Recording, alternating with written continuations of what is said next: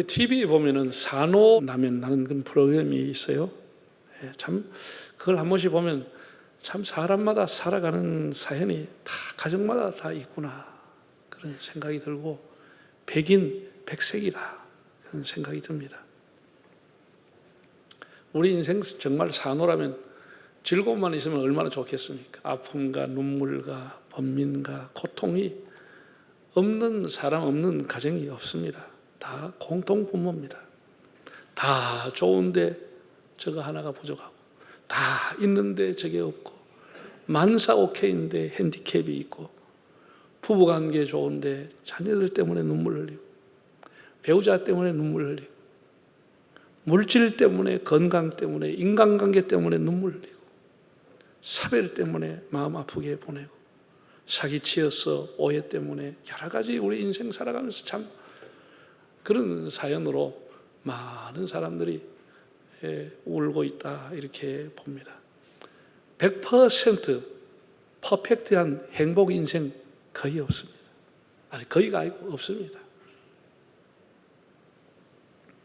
그럼에도 우리는 서로 인내하고 사랑하고 받아들이고 긍휼히 여기며 하나님과 동행하며 인생을 살아가는 것입니다.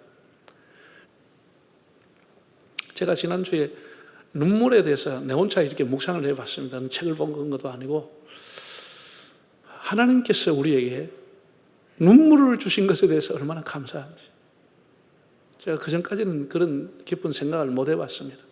눈물이 있다고 하는 것이 얼마나 감사한지 눈에 티가 들어가서 생리적인 현상 그런 게 아니고 여러분 슬픈 일을 당했을 때 정말 땅이 꺼질 기가 막힌 일을 당하는데 눈물이 없으면 그 감정을 어떻게 표현하죠? 어떻게 표현할 거예요? 셰익스피어가 이런 말을 남겼더라고요. 슬픔을 감소시키는 것이 눈물이다. 슬픔의 깊이를 감소시켜주는 게 눈물이라는 거예요. 우리 스스로를 진정시키고 누그러뜨리게 하고 우리 아픔과 슬픔을 감소시킬 뿐 아니라 치유까지 가게끔 해주는 것이 눈물이라고 합니다. 여러분 우리가 슬픈 큰 슬픔 참 영원한 작별 이런 게 있는데 눈물이 없으면 어떻게 되겠습니까? 사람이 영영 작별할 때 손 흔들고 빠빠이하고 헤어집니까? 눈물로서 작별하는 겁니다. 공감의 눈물, 사랑의 눈물, 결단의 눈물. 우리가 성경에 보면 요나단과 다윗이 아주 남자와 여자가 사랑하는 것보다 더 사랑했는데 그들 두 사람이 헤어질 때 어떻게 했죠? 두 사람이 소리내어 울고 헤어졌다. 성경이 그렇게 기록했어요. 그 울음이라고 하는 것이 이럴 때 필요한 것이다. 그래서 저는 참 눈물에 여러 가지 의미가 있지만 우리 믿는 사람에게 눈물 주신 하나님 앞에 감사를 드려요. 우리가 진정한 감사는 하나님 앞에 눈물로서 드리는 거예요. 눈물로 드리는 거예요. 여러분이 이스라엘 성지를 가시면은 근데 갔다 오신 분 아시겠지만 예루살렘이 한눈에 보이는 예루살렘 맞은편에 있는 올리브산 감람산 중턱에 한 교회당이 있습니다. 그 교회가 소위 말해서 비잔티움 시대 때에 예배당이 세워져 있다가 허물어졌고 거기에 1954년도 이탈리아의 그 건축가가 설계를 해서 건축을 했습니다. 예수님의 눈물 형상을 가지고 지었습니다. 그 한번 그림을 보겠습니다. 도미누스 플레비트 주님의 눈물이라는 이름을 가지고 있는 교회입니다. 이게 멀리서 보면 눈물 한 방울처럼 보이지 않습니까? 눈물을 형상해서 만든 교회. 이 안에 들어가면은 예루살렘이 스테인 글라스를 통해서 예루살렘이 다 이렇게 내려다 보이는 중턱에 있습니다. 돔이 있고 돔 옆에 예수님이 부활하신 성묘 교회가 있습니다. 여기에 십자가가 정확하게 그 중간에 쓰면 돔이 딱 보이도록 그렇게 설계를 해서 그려놓았어요. 지은 예배당입니다. 그 돔 바로 뒤에 새까맣게 올라가 있는 건물은 예수님이 부활하셨다고 하는 성묘 교회. 그것이 눈물의 교회 창을 통해서 예루살렘을 바라보게 했습니다. 누가복음 19장에 예수님이 예루살렘 성에 가까이 오사 우셨다라고 했어요. 울었다는 거예요. 예수님도 울으셨다고 하는 겁니다. 지금은 평화의 성처럼 보이고, 지금은 시온성 하나님의 성처럼 보이지만 얼마 후에 로마의 장군 디토가 들어와서 모든 사람을 저렇게 처참하게 죽이고 예루살렘 성전이 파괴될 걸 생각하고 주님이 눈물을 흘렸다는 것이죠. 뿐 아니라 저렇게 수많은 사람이 다니지만 다 아기다툼 속에서 허망하게 풀처럼 사라질 인생이 저렇게 아기다툼 속에 살아가는 그 모습을 보시고 주님이 눈물을 흘리셨겠구나 하는 생각을 하게 됩니다. 지금 부산 땅을 주님이 보신다고 하면, 우리나라 수도 한복판 한양 서울을 보신다고 하면 주님은 웃으시겠습니까? 우시겠습니까? 나사로의 무덤에 가서 눈물 흘리셨던 주님께서 내가 살아가는 삶을 보시고 웃으실까? 눈물 흘리실까? 허망한 욕망의 늪에서 헤어나지 못하고 분노와 절망과 오혼과 죄를 짓고 살아가는 우리 인생을 보시고 주님이 웃으실까? 눈물을 흘리실까?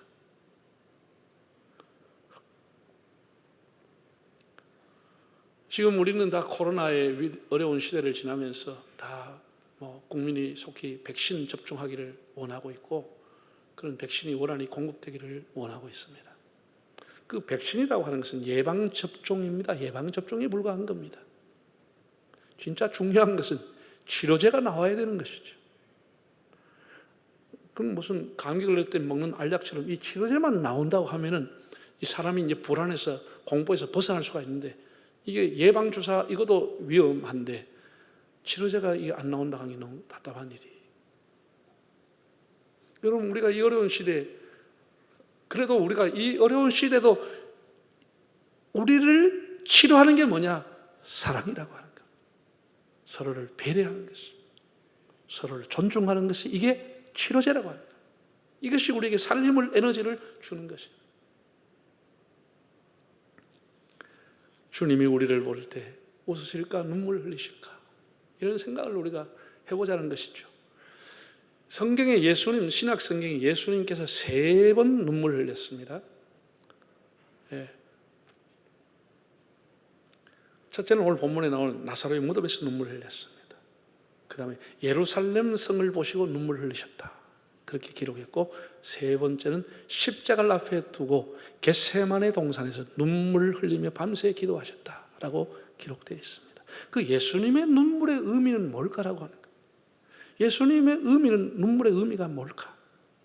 3가지를 제가 말씀을 드리겠습니다. 첫째는 인간에 대한 사랑의 눈물, 긍휼의 눈물이었다라고 봅니다. 본문 35절을 한번 보겠습니다. 읽어볼까요? 예수께서 눈물을 흘리시더라. 영어 성경에 보면 2개의 단어로 되어 있고 가장 짧은 기절입니다. 2개의 단어가 되어 있는데 Jesus wept, 예수께서 눈물을 흘렸다, 이렇게 기록했습니다. 예수님은 사람으로 오셨고 사람으로 일생을 살았기 때문에 우리와 동일하게 슬퍼하시고 허기져 시장해 하시고 목말라 했습니다. 십자가에서 당한 그 고통과 그 채찍 앞에 얼마나 아프셨겠습니까? 동일한 고통을 당하셨습니다. 그렇기 때문에 인간의 번민과 아픔과 눈물과 그 약함을 주님은 다 체험하셨기 때문에 알고 계시는 것입니다. 히브리서 2장 18절에 보면 이런 말씀이 있습니다. 예수님이 시험과 고난을 받으셨은즉 시험 당하는 자들을 능히 도우시느니라. 예수님이 그런 아픔들을 다 경험했기 때문에 아파하는 사람, 눈물 흘리는 사람 다 이해하고 위로하신다는 겁니다. 여러분, 우리가 사람이 가장 아픈 것, 출산의 고통, 해산의 고통이라고 말합니다. 그럼 남자들은 모르죠. 생각만 하고 짐작만 하는 것이죠. 그렇죠? 누가 알아요? 해산을 해본 사람, 출산을 해본 사람만이 그 고통을 아는 것입니다. 예수님이 우리 인간의 아픔을 다 경험하고 눈물을 흘리셨기 때문에 우리 눈물을 예수님은 아신다는 거예요. 베다니 마을 사람들이 나사로가 죽게 되자 예수님께 정가를 갔던 사람이 예수님께 뭐라고 했죠? 주님, 주님의 사랑하시는 자가 병들었습니다. 미워하는 자가 아니고 주님이 사랑하는 자가 병들었다고 그랬어요. 예수님이 나사로의 무덤에 갔을 때 사람들이 웅성웅성 유대인들이 뭐라고 했죠? 봐라, 그가 얼마나 나사로를 사랑하셨는지라고 얘기했어요. 예수님의 눈물은 사랑의 눈물인 것입니다. 예수님의 사랑의 눈물은 나사로에게만 국한되는 것이 아니고 온 인류를 향한 눈물이었습니다. 예루살렘 성을 보시고 우셨던 주님, 우리를 사랑하시는 주님의 눈물을 기억하시기를 바랍니다. 두 번째, 예수님의 눈물의 의미가 본문에 나와 있는데 참 33절을 한번 우리가 읽어보겠습니다.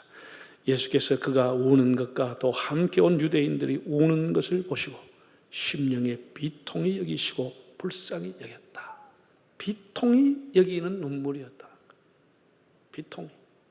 이 쉬운 성경을 보니 이렇게 기록했습니다. 예수님의 마음은 격한 감정이 들면서 몹시 아프셨습니다.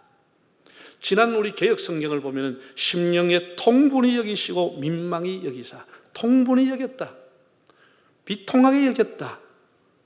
이 헬라어의 단어를 찾아보니 엠브리 마오마이라는 단어로 되어 있는데 분개하다, 그런 뜻을 갖고 있습니다. 예수님의 눈물은 분개한 눈물, 분노한 눈물이었다는 겁니다. 의미가 뭐죠? 뭐 때문에 예수님이 이렇게 분개하고 분노한 눈물을 흘렸겠습니까? 나사로의 무덤 앞에 가서 주님이 비통의 눈물을 흘렸습니다. 분노의 눈물을 흘렸습니다. 죽음으로 멸망으로 공격하는 사탄의 존재, 사람을 죄짓도록 유혹해서 죽음에 이르게 하는 사탄, 하나님의 대적자, 인간에게 온통 고통과 아픔과 질병과 괴로움을 주고 사망의 왕노릇하는 사탄에 대한 분노라고 하는 것입니다. 죄에 대한 분노라고 하는 것입니다.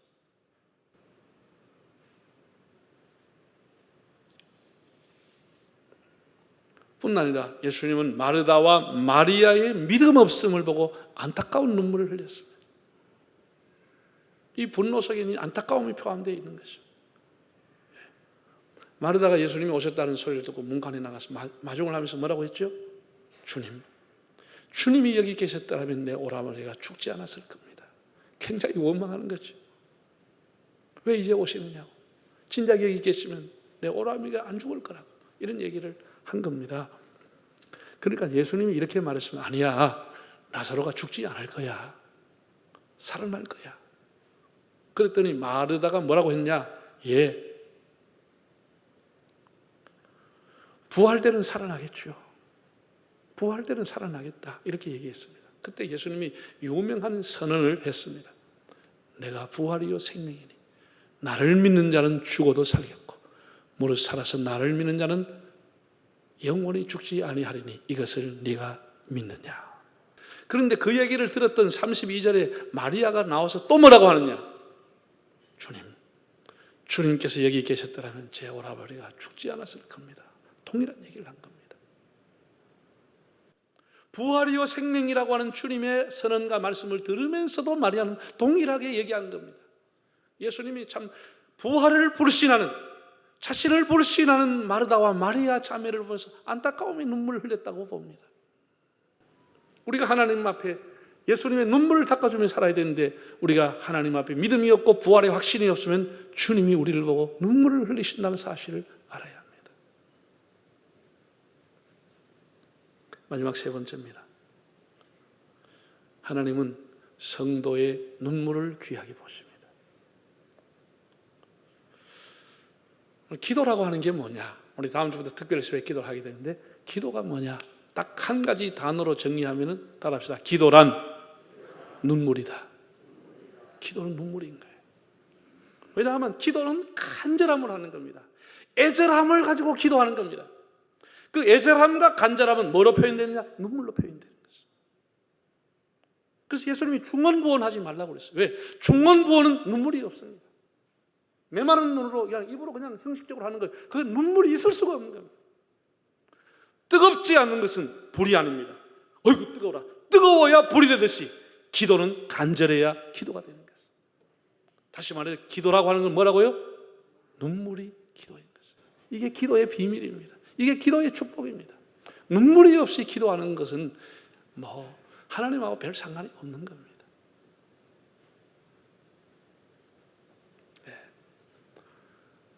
히스기야라고 하는 왕이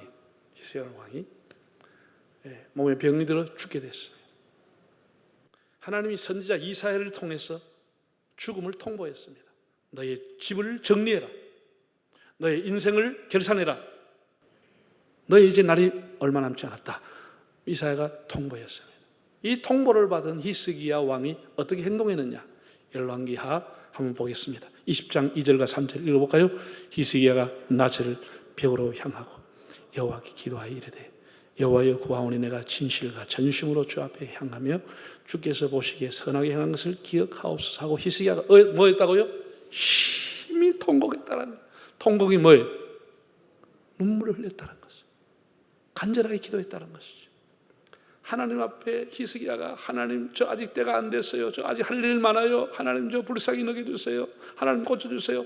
눈물로 통곡하면서 간절히 기도했다는 거예요. 기도는 눈물이 나니까요.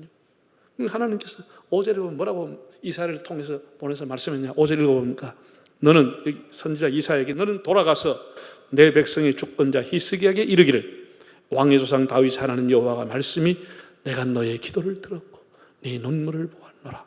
내가 너를 낫게 하리니 네가 3일 만에 여호와의 성전에 올라가겠다 라고 하라고 했어요.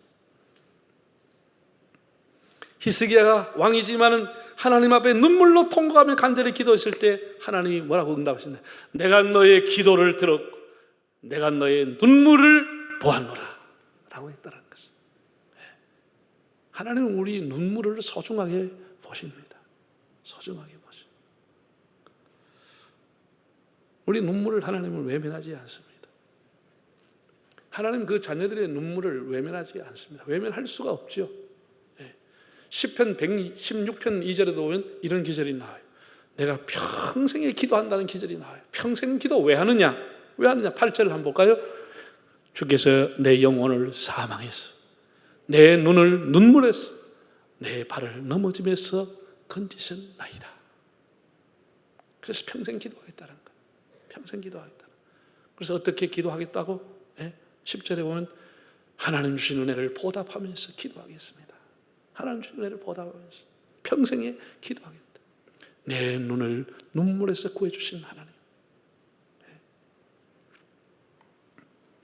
여러분, 우리의 눈물을 보신 하나님 앞에 기도의 확신을 가지시기를 바랍니다.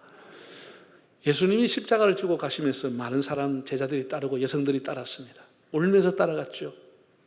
그런데 예수님 뒤를 돌아보면서 하신 말씀이 뭐라고 했죠? 예루살렘의 딸들아 나를 위해 울지 말고 너와 너의 자식을 위해 울어라. 예수님이 울으라고 했습니다.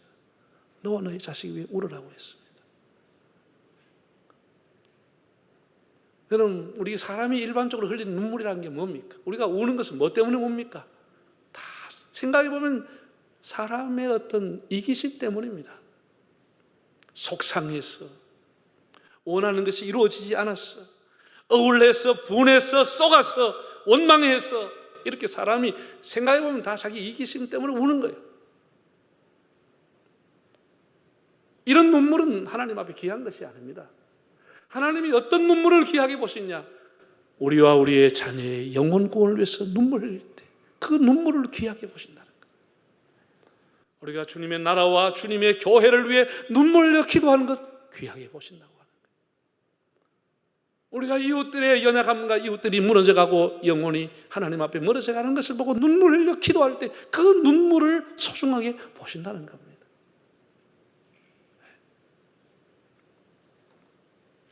눈물의 기도 헛되지 않습니다.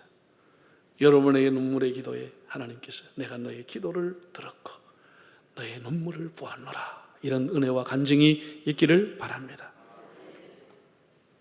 제가 마지막 얘기를 하고 마치겠습니다. 제가 즐겨 부르는 찬송 중에 내 평생에 가는 길이라고 하는 찬송이 있습니다. 그 찬송의 배경을 간단하게 말씀을 드리겠습니다. 19세기 미국의 시카고에서 잘 나가던 젊은 변호사 중에 호레이쇼 스페포드라고 하는 분이 있었습니다. 이 사람은 전도자 D.L. 무디의 후원자요. 그 교회 집사요. 또 본인도 전도자의 삶을 살았습니다. 1871년 4월에 선홍열로 4살 난 외아들을 잃고 몇 달 후에 시카고의 대화재로 그의 집이 다, 전 재산이 다 타버렸습니다. 그런 시년 중에서도 그는 무디교회 회계 집사로서 신실하게 교회를 섬겼습니다. 1873년에 영국에서 열리는 무디의 부흥 집회에 온 가족이 참여하기로 하고, 자기는 중요한 업무가 있어가지고 다음 주에 출발하기로 하고 아내와 4딸을 먼저 보내게 됐습니다. 1873년 11월 22일 대서양을 건너던 미국의 여객선과 영국의 상선이 정면 충돌해서 12분 만에 배가 침몰하면서 226명이 그 자리에서 사망을 했습니다. 자기 4딸이 다 수장되어 죽었습니다.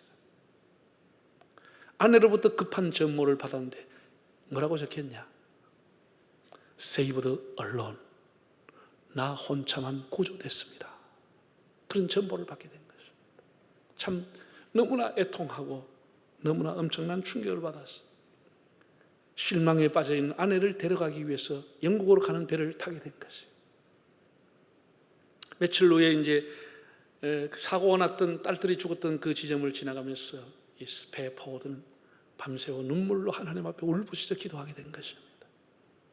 하나님 뜻이 어디에 있는지, 자식을 다 잃어버린 것이에요. 그런데 그 표현에 보면은 차온방에 불을 데피고 불을 넣으면은 따뜻한 온기가 온 방에 퍼지듯이 눈물을 흘려 기도하는 자기의 가슴에 하나님의 따뜻한 온기가 와서 하나님이 자기 마음을 만져주시더라. 하나님이 자기를 감싸주고 덮어주면서 자기 영혼과 마음의 평안함을 얻게 됐다라는 거예요. 그래서 그때 쓴 이 시가 뭐냐? 내 평생에 가는 길 순탄하여 강같이 평안하든지 큰 풍파로 무섭고 험하든지 나의 영혼은 평안하다. 이런 시를 우리에게 남겨주었습니다.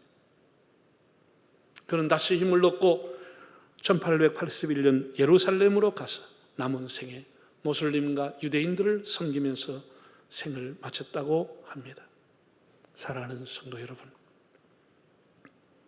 우리 인생의 행로는 눈물이 없을 수가 없습니다. 그러나 우리가 눈물을 나는 일이 있어도 너무 낙심하지 말고, 혹 내가 흘리는 눈물이 허무한 눈물은 아닌지를 돌아보시기 바랍니다. 허망한 눈물, 하나님과 전혀 상관이 없는 그런 눈물이 아닌지 우리의 눈물을 성찰해 보시기를 바랍니다. 원망의 눈물, 이기적인 눈물, 악의 눈물은 아닌지, 예수께서는 사랑과 긍휼의 눈물을 흘렸습니다. 우리 크리스찬들이 흘리는 눈물과 넌 크리스찬이 흘리는 눈물은 의미가 달라야 한다고 봅니다. 환난과 가난과 질병과 혹은 실패라고 한 그 포장이 똑같을지라도 그 내용은 달라야 하는 것입니다. 우리가 눈물이라고 하는 그 포장은 같아도 눈물의 내용은 불신자와 달라야 하는 것입니다. 기도라고 하는 것은 눈물입니다.